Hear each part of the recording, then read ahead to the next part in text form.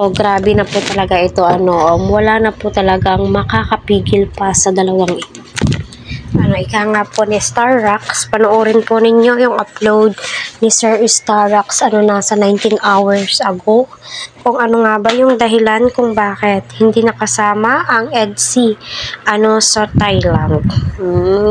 Malamang sa mga team abangers dyan, sa mga updated sa mga lives, alam po ninyo kung ano po yung rason, di ba? Kaya, abang-abang po tayo sa susunod na updates ng Team Kalingap, especially nila Kalingap Rob. So, panalangin po natin na safe po yung travels po nila.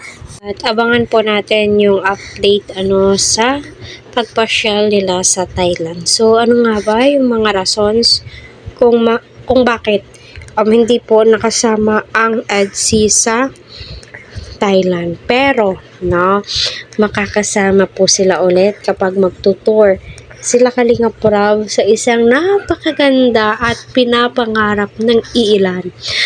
So, abang-abang po tayo. Maybe December or di kaya maybe November. So, wala pa pong exact date. So, para sa akin, willing to wait naman po, kaya suportahan po natin sila.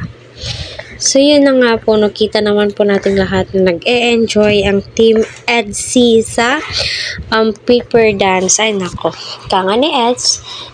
Si Beyonce nga daw po ang nagbibigay ng lakas sa kanya. So, mapapasana all na lamang po talaga tayo sa dalawang lovebirds na ito.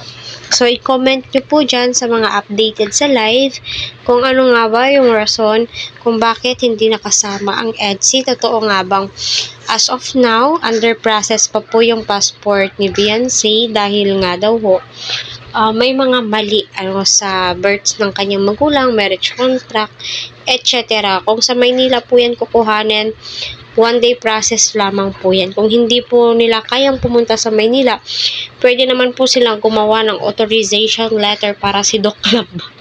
Si Dr. Love yung kukuha, di ba?